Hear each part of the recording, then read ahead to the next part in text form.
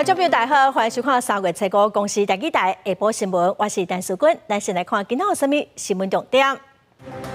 明仔载开始，阁有大陆冷气团落人拜四暗时到拜五透早上冷，中部以北甲宜兰只有12到14度。今日王大陆因为得病红真败，又阁因为叫朋友甲接机的驾驶拍甲重伤，早起反映是裁定500万交保。诈骗者创手刑事局抓到一件假投资诈骗，佮叫被害人用厝抵押去借钱，20外人哄骗1亿2000多万。今仔是24节气的鸡日，是困冬的动物要醒起来咯，所以照理来讲哦，天气就要开始小热咯。也毋过明仔载开始哦，又阁有大陆冷气团要落人，拜四暗时到拜五的透早会上冷，中部以北甲宜兰哦只有12到14度，佮因为水气真高，拜五进前哦，拢阁湿阁冷，就亲像是寒冷的天气。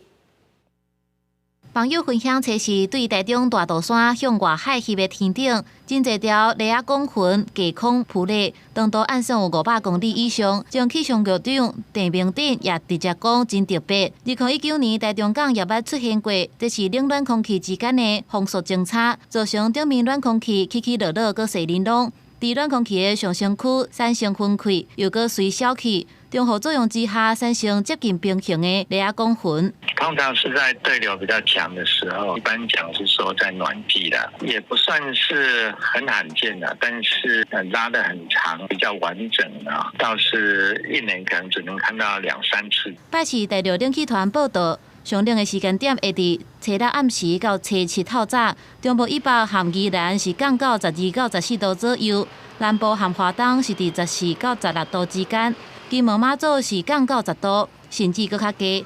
伫水气方面，因为锋面通过，各地发生雷雨的几率降低。不过，华南分河区的水气又搁一波一波刷入来，一直到拜五，中部以北甲东半部要是到落雨。在6号到7号，我们还是预期各地的降雨几率是比较偏高的，尤其在中部以北跟宜兰花莲，降雨的时间比较长，感受天气也比较阴霾一点点。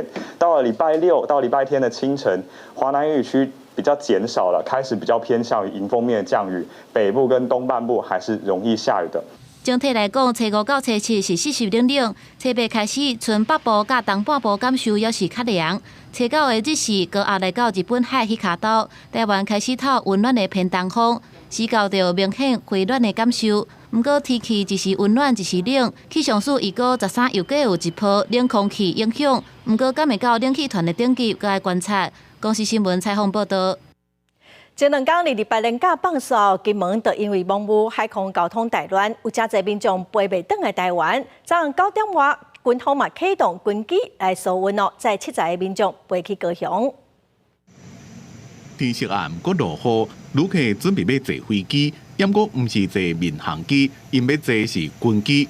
真侪人就连做兵的时阵也无坐过军机，这回人生第一遍坐军机，好奇搁欢喜。在机场第2天。哦，那感觉坐进去怎么样？非常兴奋，很棒。很棒啊，第一次体验啊。当兵没有坐过这个军机啊。那当然现在坐一下就是体验了。之前还没有看过里面。蛮好奇的。蛮好奇的。也第一次坐。金门这几天拢大忙碌，自228连假休假开始，逐天拢有真侪滞留的旅客，因为大忙碌无法度坐飞机转去。昨等要坐飞机转去台北的候补人数就有2000人。民航局协调航空公司加派班机引进，国防部也启动军机支援搜运。不过，考虑暗时8点进前，依然是大忙碌危险的时段，正罕见伫咧暗时9点挂派军用运输机载78人去高雄。国防部也奉准我们加一班往高雄的一个加班机经机加班。那这一班经机搭载了70个人那其中军人有13人那军舰有2人，那其他55个是民众的部分。金门伫每年3、4、5个拢正用起大忙步，能见度有时好有时歹，旅客也真无奈。交通部航港局昨下昼也安排客轮载311位旅客到家己的布袋港。听到会当登去厝的，真侪人的心才放大。为了要加速搜运，民航局伫今仔日来看现场候补的情形，加民航机加班，或者是启动其他的搜运机制。公司新闻采访报道。艺人王大陆则因为得病目前新北地检署已经咧侦办咯。即卖又个爆出讲，王大陆因为嫌讲接机的车无好，佮怀疑司机泄露，叫朋友去教训司机，甲司机拍甲重伤，互检方声押禁见。今仔透早法院是裁定500万交保。王大陆伫13就要去做兵咯。台北市殡仪局嘛表示讲，未来若有需要出庭是会当请假。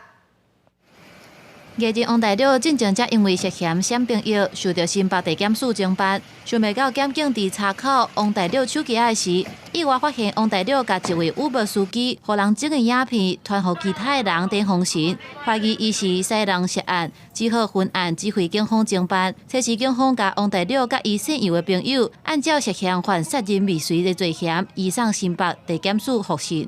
我们后续针对只要涉案的对象，我们绝对会依法严办，绝不宽待。有关于这些犯嫌是如何能够掌握到被害人的行踪，警方目前在厘清当中。根据了解，王大陆透过叫车的平台到机场接机，又叫王大陆先嫌车后，后来又搁怀疑司机驶远路，双方就挽起来。后来王大陆落车的时，发现锁匙落伫车顶，煞技术袂晓开特斯拉的车门，就卡车窗，双方又搁相吵。事后王大陆技术记下车牌，找朋友甲伊出开。姓尤的朋友技术联络乌道，找Uber的司机。去年4月25找到人了后，毋但派人甲伊整，搁甲影片录落来。警方表示，被害人捌因为怀疑洗车互人对，向警方报案。被害人后来有离开了派出所之后后续来讲可能又跟被害这些疑似的涉嫌人在路上又遭遇到了，然后才发生了疑似遭到殴打的一个情形。那被害人有第2次也有到派出所这边来请求协助。检方讯后认定王大陆甲姓尤的朋友涉嫌犯教唆伤害等罪嫌，有逃亡串证的疑虑，所以甲2个人声押禁见。初5透早，王大陆得到法院裁定500万交保，然而伊原底因为闪朋友，爱伫13日5，我该关心事情敢会变化。如果没有符合可以因案办理延期侦期或因案缓侦的规定的话，就是还是要依照侦缉令所指定的时间跟地点去报到服役。台北市殡仪会又讲，若准王大陆认讲了后，因为教唆伤害案，爱出庭应讯，会当请假出庭。公司新闻采访报道。诈骗拢无得休困，虽然拄到228连假，也毋过3月初这几天民众一日嘛拢哄骗上亿。刑事局之前嘛抓到一件假投资诈骗集团佮甲特定的融资公司斗空，爱被害者用厝抵押去借钱，有20多个人哄骗，计共是损失1亿2000多万哦。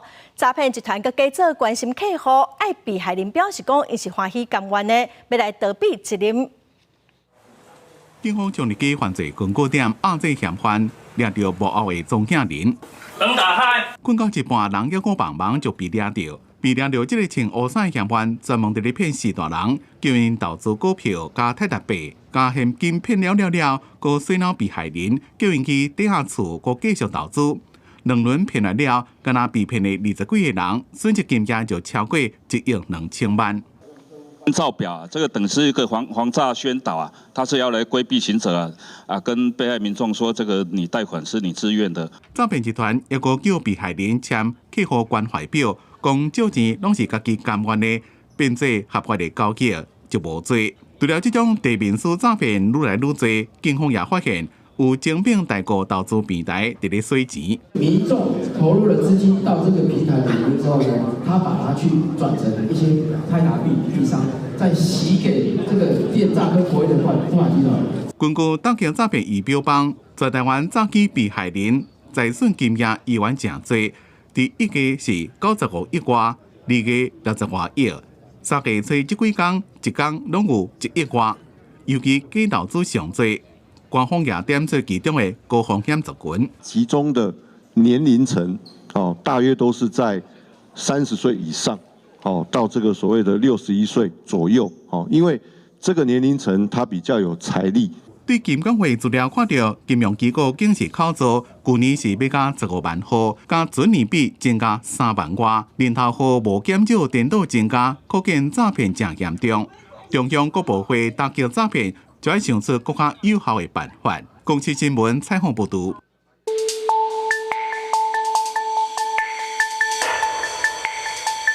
诈骗集团哦，真正是无得客气，甲受害者骗甲无钱，搁爱因用厝去抵押，这诈骗的歹人除了心肝真凶哦，脑筋嘛动甲真紧。最近哦，遐侪少年人在使用的网络平台 Straight 嘛出现真侪找头路、假投资的诈骗，而且哦，更是利用虚拟货币来骗钱。今仔卖个骗啊，咱就要请雅顺来教大家安怎才袂去踏到诈骗的陷阱。是主播。咱即马网络时代，虚拟货币是愈来愈时行，也毋过因为这金流较歹追踪，所以也产生真侪诈骗甲洗钱等等的案件。就亲像即马会骗人去投资股票共款，伫咧网络是有人会假做专家，或者是官方要报你好康的，鼓舞人去投资虚拟货币，也佫会利用一寡假的数位货币网站甲假的 App 来怪你去投资，也实际上甚至根本就无一款虚拟货币骗人去投入资金，结果全部拢总乌有去。也冇迄款假得奖通知，讲恭喜你得到虚拟货币，也其实就是要怪你点入去连接的网站输入口座的资讯了后，真做因的人头口座，互诈骗集团来操作。也另外嘛有犯罪集团伫咧网络发定财的资讯，招募员工实际上就是去甲因斗洗钱，或者是讲要互新进的员工一条钱，要求爱去开设提供虚拟货币口座，这同款是要怪你的口座去操作洗钱。诈骗集团、犯罪集团会当闪过追踪，毋过这个人干那会真衰，互人查到这个人头去互追踪。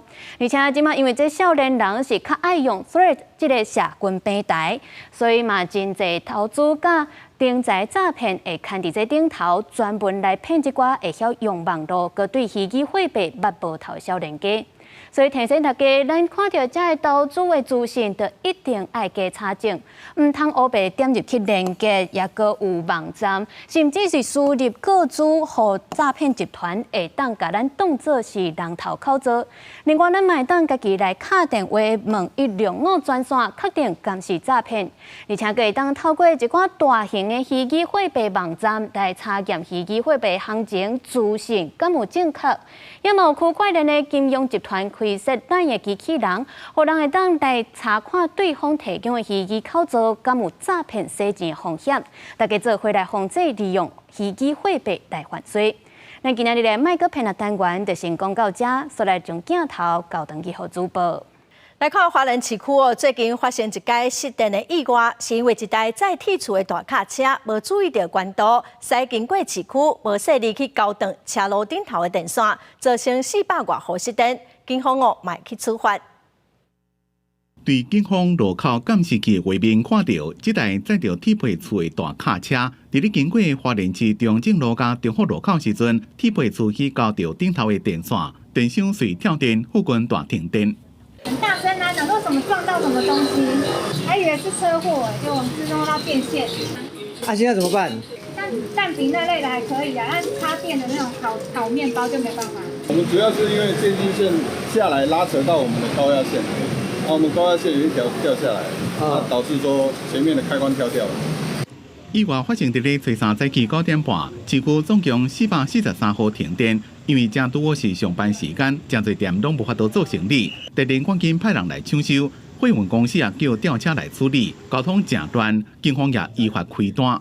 大货车经检测车辆超过限高部分，将依《道路交通管理处罚条例》第29条规定，处汽车所有人新台币3000元以上18000元以下罚款。好加在这件意外无人员受伤，台电伫1点钟久内就恢复供电。警方讲，大货车的驾驶若载大型货物，就要注意选路线，并且伫咧装载货物的时阵，检查管道敢有法度过，以免造成危险。公司新闻采访报道。来看台南市电动汽机车的充电站哦，佮继续得势，也毋过南区佮东区有几个公有停车场附设的电动机车换电站哦，拢已经完成动换咯，也毋过煞还未启用。里长讲哦，常常拢有民众在问，伊嘛毋知影。台电嘛表示讲有部分的换电站哦，因为时间的管路去迁掉，上紧哦月底就当送电。台南市南区大林路111项的公有停车场电动机车换电站，早就已经装好势，不过到单超过1年啊，所以也未使用，民众拢感觉真奇怪。很久，它还没装电池，都还没有电，还没它电他不知道从这边接的吧？对。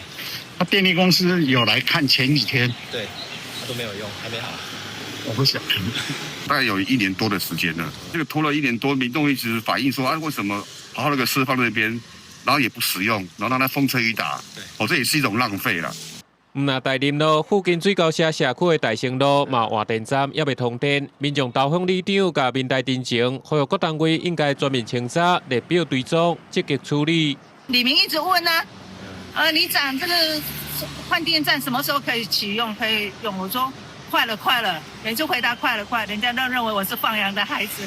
我们就是赶快取得路政，管路的部分还有电器的部分预计在今年的4月19号前把它完成万线供电，将配合我们管路埋设的位置，把它衔接起来。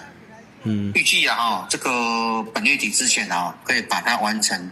台南市交通局表示，目前南区民德里甲大林里的换电站拢已经完成租用，向台电申请用电。台电嘛答应讲，近期换电站会开始送电启用，袂去影响到民众换电池的权益。公视新闻采访报道。国际新闻来看，美国总统川普台湾时间今仔早起10点在美国国会联席会议发表演说，也毋过一开始就民主党的议员在闹场。川普是讲真侪伊上任了后的表现，无讲到昨台积电宣布要扩大投资美国，伫美国设厂的代志。美国总统川普美国时间初时暗时9点，伫国会联席会议发表主题是美国梦的复兴的演说。America is back。川普的演说一开始就拄到问题，民主党德州众议员艾尔格林一直对川普提起去年总统大选的结果大声甲伊呛，众议院议长强生遂动用警卫权请伊离开。Proper decorum, the chair now directs the sergeant at arms to restore order.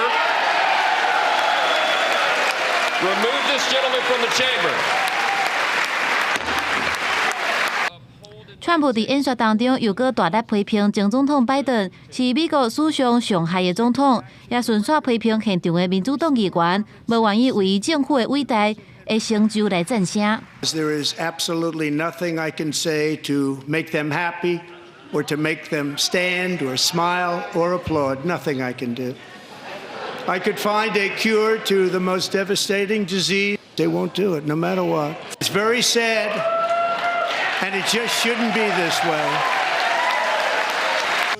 川普提出伊上任6礼拜以来的政绩，包含美国退出巴黎气候协定、世界卫生组织、联合国人权委员会，阁有甲墨西哥湾改做美国湾，废除电动车的规范，变转来两性社会，甲英语定做官方语言等等。伊也大量激励美国对外援助经费的浪费，包含对非洲、亚洲的援助。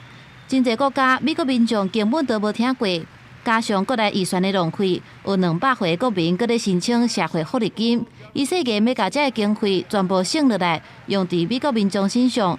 也感谢即将政府效率部门的马斯克。Which is headed by Elon Musk, who is in the gallery tonight. Thank you, Elon. 川普支持对墨西哥、加拿大等国扣关税的做法，也学到苹果、甲骨文、OpenAI 对美国的大量投资，也包含要伫美国投资甲设厂的台积电。And just yesterday, Taiwan Semiconductor, the biggest in the world, most powerful in the world, has a tremendous amount, 97% of the market. Announced a $165 billion investment to build the most powerful chips on earth right here in the USA. 川普伫演说当中又搁提起美国要甲巴拿马运河铁转来，甲买激能源的议题，包含 CNN、美国公共电视甲路透社等媒体对川普就职6礼拜的民调无满意的程度，拢是强要超过满意度。不过两个争差是伫3个到4个百分点之间。公视新闻警员强朋友。美国总统川普之前嘛宣布讲，初时开始会甲加拿大、墨西哥扣25%的关税，中国是扣20%。加拿大即马嘛要甲美国产品扣25%的关税。中国针对美国几种的进口食品嘛准备要扣15%的关税。墨西哥嘛表示讲，因初9就会来宣布因关税的对策。在美国加拿大边境的加拿大安大略省这边边境城市温莎市的大西桥顶，这也是来回回，这是探到美国底特律，特讲有4亿加倍补给价。Prices of everything are going to go up. 美国总统川普对加拿大加墨西哥进口的产品全面扣25%的关税，随时透早开始生效，加拿大也进行报复。Canada will be implementing 25% tariffs against $155 billion worth of American goods, starting with tariffs on $30 billion worth of goods immediately, and tariffs on the remaining $125 billion of American products in 21 days' time. It's not in my habit to agree with the Wall Street Journal, but Donald, they point out that even though you're a very smart guy, this is a very dumb thing to do. 甲加拿大边境比起来，墨西哥的规模是更加大。一天，伫个提华纳的货运车要入去美国的时阵，川普开始扣25%的关税，墨西哥也有反制措施。Hemos decidido responder con medidas arancelarias y no arancelarias que anunciaré en plaza pública el próximo domingo. No es de ninguna manera o el propósito iniciar una confrontación económica o comercial. 因若中国对川普要扣因20%的关税，宣布对美国进口的几多种食品要扣15%的关税。中方将奉陪到底。我们奉劝美方收起霸凌的嘴脸，趁早回到对话合作的正确轨道上来。这3个国家对美国关税强烈的回应。全世界新一轮的多边关税战开战，进前就专家警告讲，恐惊会造成负面的影响，和通膨更加严重。也因为投资人对这边全世界关税冲击感到真不安，所以美国股市伫拜二拢盘道琼盘1.55%，标准普尔500盘1.22%。公司新闻吴文玲编辑。再来看印尼的雅加达最近落大雨做大水，部分地区淹水淹到人的胸坎哦，有所在阁淹到3公尺悬，只看会到厝顶。另外，伫西班牙甲秘鲁嘛是会做大水，灾情真严重。囡仔伫水内有所向前行，正落的水已经淹到胸坎。测试透早，印尼雅加达附近的一条河崩破，造成4个区域淹水，至少1000外居民受影响。灾区积水上深达到3公尺以上，厝淹甲村看到厝顶。Air masuk tiba jam 1 malam mulai naik. Terus sampai saat ini sih belum surut. Saya langsung beresin. Barang-barang langsung menaikin ke kontrakan yang kosong, langsung naikin ke atas loteng juga beberapa。官方表示，这届河水崩破甲最近几天暴雨有关系。官方已经派救生艇把人先救出来。伫西班牙的观光胜地大加那利岛，嘛因为暴雨侵袭，本来的车路煞变做大水河，真侪汽车掉伫内底，甚至叫大水灌入去桥骹。虽然居民甲救灾人员做伙清除车路的透明沟啊，本来岛上要举行的嘉年华活动也是被迫延期。南美洲的命路是因为西北部一条河崩破，河水流量涨悬到平常时的2倍，影响真侪省份。En Tumbes, en particular el río Tumbes, ha duplicado el máximo de su caudal y esto ha provocado inundaciones puntuales en algunas localidades. De hecho, la disposición presidencial es que los ministros, señores y señoras ministras, salgamos hoy día llevando además ayuda humanitaria a las regiones de Tumbes, La Libertad y también Guano. 秘鲁官方伫河水涨悬前就发布红色警戒，不过也是有15万民众受影响，国家1000栋厝甲5000公顷的农作物拢淹去。公司新闻由派准编译。再来看厄瓜多政府初三宣布讲，要甲国内上大的沙下油田开采的合约授权予中国国营的中国石油化工公司，甲加拿大一间资源公司的合作企业，3天内底要甲原油的产量提悬到1天10万桶。在厄瓜多东北部亚马逊省的萨哈油田是厄瓜多产量上悬的地区，去年一天出产7.7万桶的原油。这么因有一个机会，让甲产量增加，目标是未来3年内甲原油的产量提悬到1天10万桶。Mucho se ha dicho de Sacha, que es la joya de la corona, pero lamento decirles que es una corona oxidada y que las joyas hay que pulirlas. 厄瓜多政府甲开采合约授权予中国国营的中国石油化工公司，加加拿大资源公司 New Stratum Energy 所组成的合资企业，合约有效期20档，中石化持股占60%，加拿大资源公司持股40%，初期会投资17亿美金。厄瓜多当局讲，对方有4个礼拜时间会当预约签署。Campo Sacha no se privatiza, no se vende, no se alquila.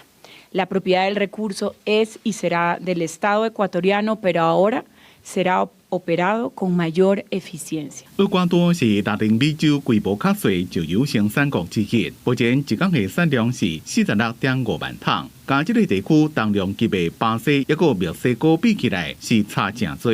石油是厄瓜多上重要的产业，占总出口的50%以上，也有因国家1/3的税收。因果官员认为，上下游产无有效开采，也无资金加技术，为了要拓展国家的财源，政府算过，若是每一桶原油平均计价62块美金。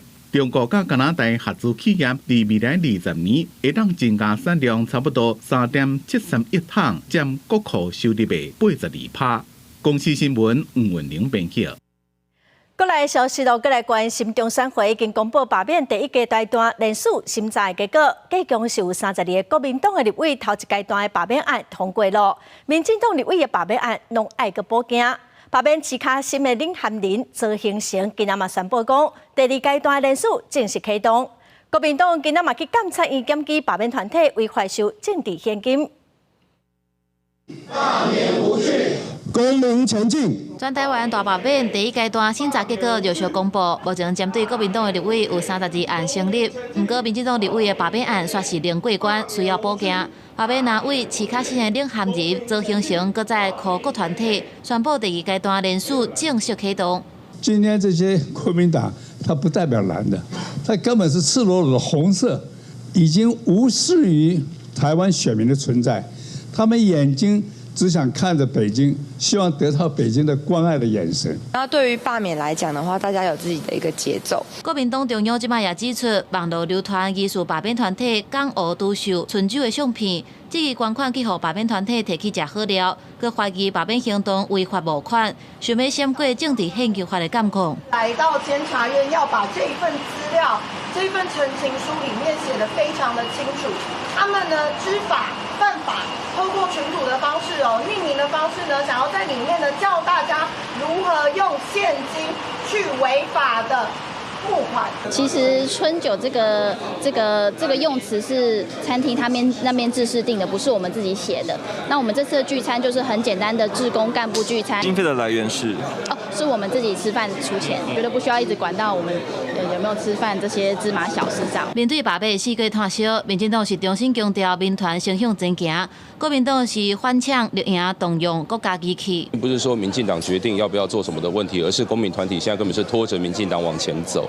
那但是呢，以民进党来讲，最重要的事情就是，不管是提供论述，还有在公民团体被威胁的时候，能够站出来予以支援然后呢，还有在这一个联署相关的站点，看能不能提供更多的协助。为赖清德推动的大罢免来跟全国国人报告，这些罢团从去年10月就开始违法进行，在中选会一路的强制的这个保护之下，做一些相关的这些违法的行为。而国民党是依法依规，我们现在全力补强当中。中选会是透过声明表示，对罢免案件的插队是就各地方的选委会、各县市的政府、户政事务的插队结果来改审定，并不是由中选会来插队。公司新闻采访报道。立法院今仔举行新会期的调集委员的选举，民进党传出讲本地陈冠廷要选国防外交委员会调委，也毋过总调瓜建议是爱新批样来做。另外，伫司法委员会，国民党团本地是要推派洪晓玲来做调委伫党部协调了后，是互吴宗宪连任。交通委员会，国民党团是让互民众党的立委林国成，所以民进党是摕到8席调委，国民党7席。民众党有1席。黄仁委员、沈博阳委员2位为本院第11届第3期会期的召集委员。立法院新的会期初5举行调委的选举，调委将按议程的安排，每一届拢是调野竞争的所在。不过，民进党陷入低谷的风波，鹰派陈冠廷原底有想要竞争国防外交委员会调委，甲总调郭建明咧内乱，经过内部协调，最后由辛碧荣出来做调委。经过简单的这个交流之后，就马上就决定说，那这个会期当然就是由沈委员先来担任。总召说您挂他好几次电话，有跟他就是在那我还是一样我们的说法都是一致的，就是我们尊重总召。我整个周末其实都跟冠廷都有通过好多次电话，然后讨论说，那接下来要注意什么，要怎么办啊，什么等等。那司法委员会国民党团原底决定洪巧玲做调委，不过国民党主席朱立伦进前叫党内不分区立委莫乌白起诉，去用质疑是咧讲洪巧玲，这嘛让调委的名单伫上尾的时阵有变化，由吴宗宪继续来做调委。总调部坤基证实，经过党部的协调，洪巧玲强调讲，伊并无受到任何的委屈。我们关系都很好，而且当召委是个苦差事，所以我觉得有人愿意继续来担任召委，我基本上是乐观其实我也很佩服。我不认为说是今天他们请我来做召委是有什么特别的用意啦，大概就是希望说就每个人扮演自己的角色。交通委员会是出现拉白合，国民党助攻民众党的林国成顺利摕到调委，林国成嘛当面感谢国民党的力量。那当然，我们还是要谢谢，老大来，我们还是来跟你恭喜一下，谢谢啦，谢谢。这一届委员会8个调委拢透过推举来产生，名单出来，内政委员会吴宇婷、张丰禄，国防外交委员会黄仁、辛碧荣，经济委员会蔡耀仪、谢依峰。交通委员会林国成、柯志杰，司法委员会曾瑞雄、吴宗宪，财政委员会罗树宝、罗慧元，教育甲文化委员会郭如君、林义金，社团委员会苏清泉、刘建国。总计民进党摕到8席的调委是上济，国民党7席，民众党1席。公司新闻台北报道。一台国造的空军永鹰高级教练机，伫2月15失事，驶落去伫台东都兰外海。这型的教练机停飞半个月来进行检查。空军司令部今仔证实讲，飞行训练已经恢复了。失事的教练机空军阁继续在找。7月1号早，台东市区的天顶未时出现永鹰教练机在飞。空军司令部7月也发布新闻稿证实讲，经过飞行训练部和汉翔公司2礼拜密集的调备检查和飞行员的地面训练，即马已经恢复飞。不过也观察到有2架 F-16战机伫永鹰边仔盘飞，透早就出现10外架战机密集伫台东市区的天顶咧飞的情形。武术专家表示 ，F-16战机盘飞主要是提供永鹰依好了后飞行的外部检查。昨天还有前天已经地面滑行，地面滑行完毕之后，那今天就起飞微飞，就不到空域去，在航线上，第一架起飞可能有 F-16在旁边做这个随伴飞行，是看飞机上有没有什么问题。国造永鹰高级教练机对2021年开始爱到66架，予空军训练，目前已经到36架。不过其中1架伫2月15不明的原因坠落台东都兰外海，飞行员大声呼救起来。空军初步研判讲，有鸟仔攻击造成发动机失效的可能。不过失事的永鹰战机也未浮起来，无法度确定原因。不过军事专家讲，2架发动机同时阵失效的几率并无悬。所以，这桩坠机的事件可能会引后2026年全部交机的目标。公司新闻采访报道。再来看交通部今仔日宜兰办高铁延伸计划第2阶段环境影响评估的公听会，环保团体是针对停驶的正当性来提出质疑，因认为讲自头到尾甲地方的沟通上少了。也毋过现场嘛有未少民众是支持讲高铁当赶紧来施工，帮助在地发展。现场嘛发生冲突。环保团体伫咧公听会现场夜排反对高铁，所引起支持高铁建设的民众不满，互相起冤家，警方赶紧来调解。交通部伫咧找5到宜兰办高铁延伸宜兰计划第2阶段环境影响评估公听会，环保团体甲支持高铁开发的民众拢来表达诉求。这个政策自头到尾拢唔捌违背阮在地居民的意见。过程拢无透明。全团认为不宜高铁环评伤过啰嗦，而且相关资讯的公布甲地方的沟通拢无够，影响停驶的正当性，也担心计划切割大面积的农产甲自路，会破坏宜兰珍贵的农村环境甲生态资源，要有客观专业的评估。也团队认为，无起的零方案甲不宜高铁方案，拢要放伫咧计划内面。那如果说是在宜兰这个地方是住在这里，然后工作在台北的话，其实17分钟的这个车程，对一般通勤族来讲是非常适合的。由外关区的民众来公听会表达诉求，认为高铁延伸宜兰的方案应该赶紧开发，才能减少北宜之间的上下班时间，让更加多人离开北部搬去宜兰生活。不要这样讲，这个草地比这个治不好。本来就是会有这个经济效益。这个特定区以后如果有土地增值的话，那个是开发商跟里面的地主获益，它并不是一个公共利益。因为高铁延伸宜兰的案件，特定区开发的范围大小也有无同的声音。伫这么交通部规划是190公顷，不过地方希望会当扩大成做400公顷。并且都伫产业园区，认为安尼毋是炒地皮，是为地方带来经济效益。全团是认为，特定区的范围应该只敢若限缩伫咧车站所需要的大小，而且特定区开发只敢若会互开发商加地主摕到好处，无符合公共利益。这边的公听会只敢若针对高铁的路线，和大家表达意见。伫收集意见了，所来交通部会委请宜兰县政府启动高铁特定区扩大成做400公顷的规划程序。公司新闻采访报道。天后甲山猪条会造成动物受伤甚至死亡，野生动物保育法去年确定讲，未来要全面来禁止使用天后。有动保团体嘛发起禁止使用山猪条的公投，也毋过是互中选会驳回，伊嘛按说要来提起行政诉讼。金属材质的山猪条杀伤力真强，上在地鼠、台湾乌熊等等的野生动物受困死亡。动保团体去年发起禁止山猪条的公投了后，互中选会伫去年12月驳回。动保团体认为无合理，中选会是过度解脱原住民拍赖的自由权利。补正的理由最关键的一点是全面禁止这个意志。剥夺了立法权，还有违反原住民基本法守夜的自由。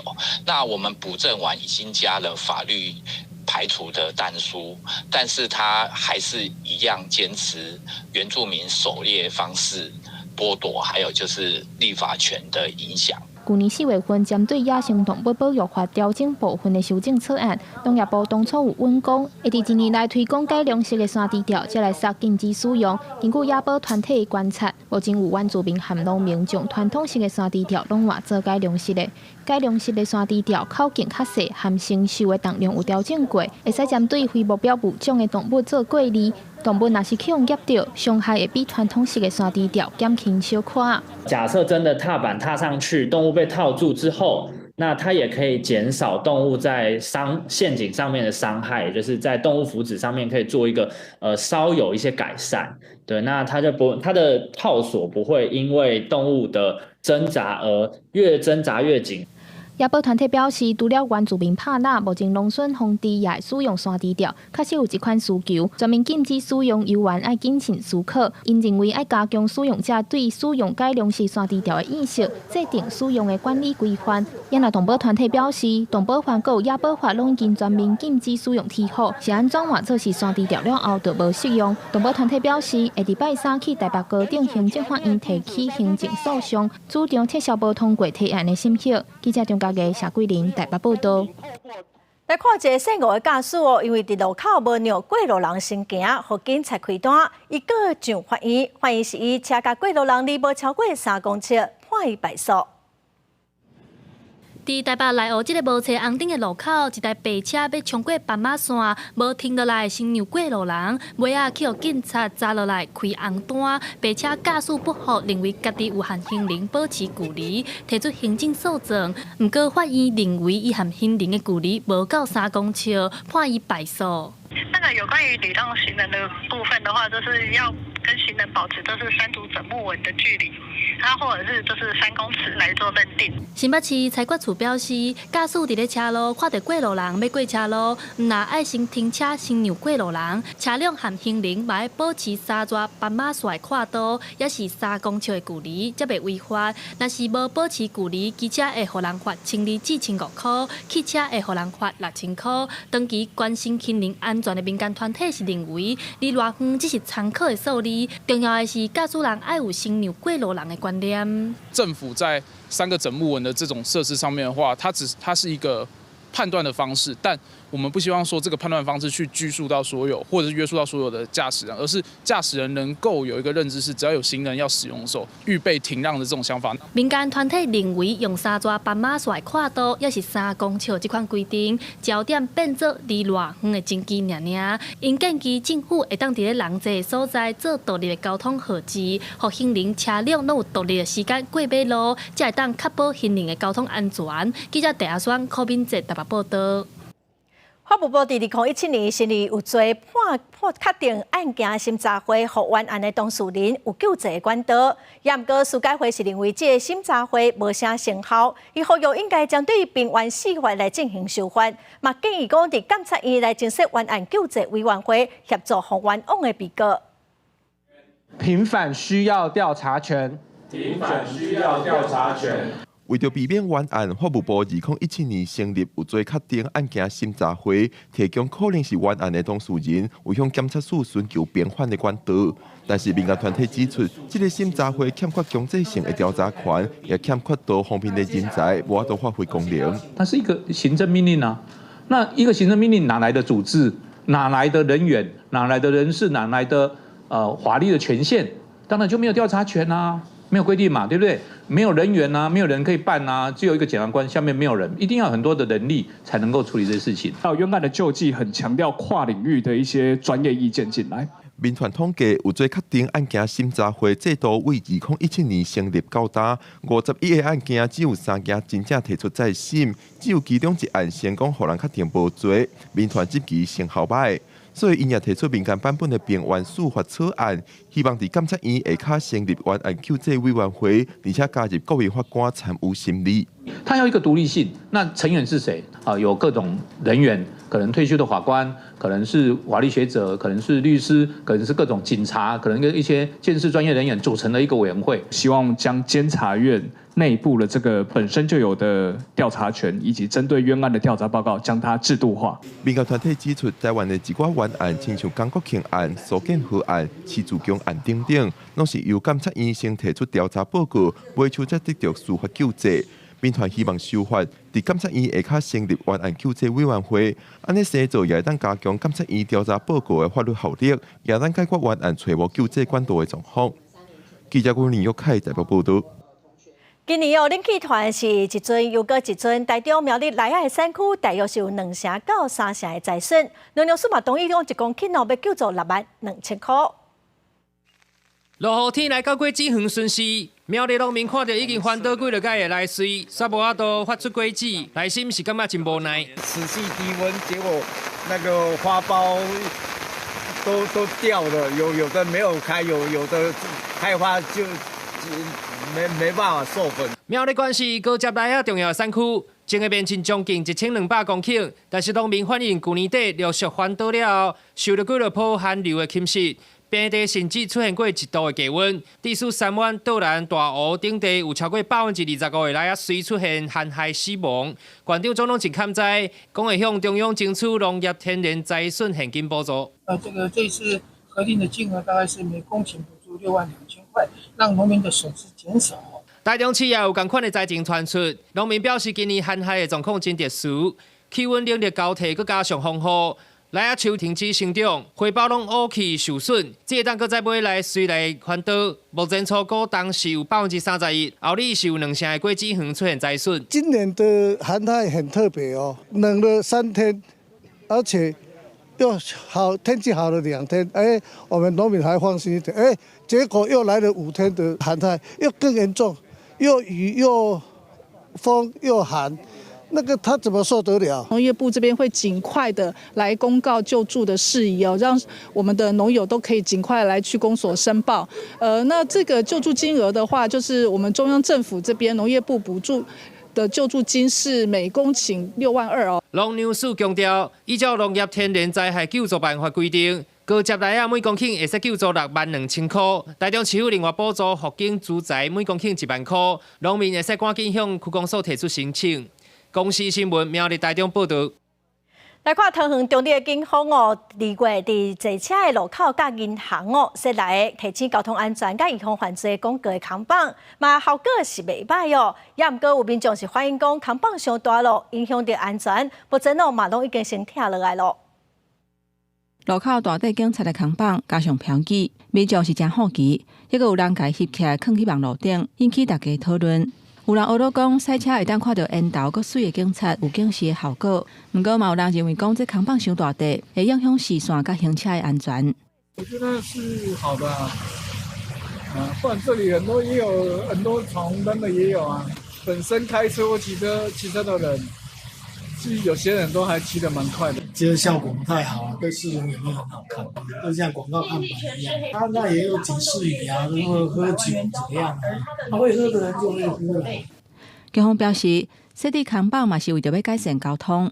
2月份车手提领的案件数，甲交通事故的发生率，比前1个月拢有明显降低。亲像中山东路2段361号的迄卡道，事故的数量为3件减做1件；宽中东路甲新中北路路口，事故为10件减做7件。也若宽中东路甲后兴路路口，事故为6件降做1件，降低比率有甲3成以上。本分局试办人行立牌期间，确实降低交通事故，提醒用路人交通安全。为达有效宣导目的，将持续滚动式调整。至于事故高发路口安全的位置，面对争议，中坜的警方已经先把扛棒提掉，嘛说明这6块扛棒主要是放伫宽中东路、中山东路甲中北路等等交通量较大的路口，还有金融机构的附近。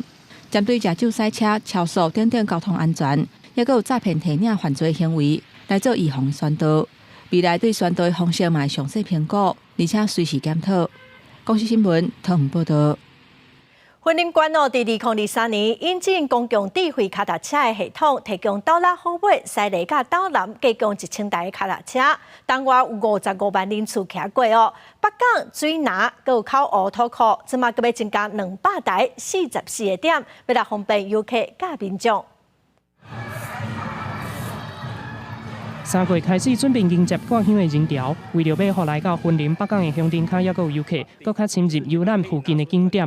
云林县府扩大公共脚踏车智慧系统，包括北港、口湖、水南和土库4个乡镇，拢做设置44个站点。这4个乡镇启用了44个站点，投放了200台的一个电动辅助自行车。那当然，未来这44个站点，我们会再持续依照民众的需求，滚动式检讨，并且持续增设。交工局表示，县内对2023年8月引进公共脚踏车智慧系统，内先提供斗六、好尾、西里和斗南4个乡镇，拢总1000台脚踏车。经过1年外，民众的使用评价真悬，所以佫扩大到沿海4个乡镇，满足民众游览的需求。很轻，很好骑啦，系啊，伊种伊的电动的吼，你若脚步较紧的，它会很快。112年8月到目前为止，其实这1年多，我们的使用率从第1个月7000人次，到目前累积总计有55万的人次。也有民众认为，沿海地区敢若200台脚踏车实在伤少啊。对此，交工局表示，逐工拢会照使用率来进行调度。也县府预计今年年底会阁投入1亿5千万，按算伫咧1年内底，互全部20个乡镇市拢设置站点，方便民众甲游客使用。公司新闻综合报道。来看美国的电商 Amazon 最近开美金10亿买007电视的创作主导权，观众若好奇讲，谁会来演后一个 James Bond， 即嘛真好奇讲，未来内容会有啥物无共款的呈现。英国演员丹尼尔·克雷格演耍007生死交战了，正式退下詹姆斯·庞德这个角色。这部2021年半的电影，全世界票房要甲8亿美金，换算台票223亿。丹尼尔·克雷格演过詹姆斯·庞德5遍。Would it be possible to say I'm Bond, James Bond to the camera? No, not in a million years. 007系列电影自1960年开始制作，到达总共25部作品。上紧时阵是一年出一部，上长的时阵是让4年才出。伊制作方向拢由布洛克利家族1961年伫英国伦敦设立的，伊按制作公司主导，版权也是布洛克利家族所设立的，但那是控股公司所有。因为丹尼尔·克雷格讲，007生死交战是演庞德个别作品，所以布洛克利家族讲，2022年才开始找后一任新的庞德。We've got to, reinvent it for the future, and so that's going to take some time, and we won't start casting until we kind of have a sense of what we're planning to do. 伫影片期待后一任庞德是啥人时阵，美国电商亚马逊开10亿美金，差不多代票328亿。甲007系列的创作主导权买来，并且由旗下亚马逊米高梅工作室接管创意控制权。布洛克利家族退股到第2线，甲亚马逊米高梅工作室共同拥有007的版权。这个宣布让粉丝真担心，亚马逊会改变经典的风格，自英国间谍风格变做商业的美国风格，甲007系列的所有商业价值拢一家打。公司新闻深入配编辑。下晡8天气，咱来看各县市详细资料。北部地区上低15度，上悬18度。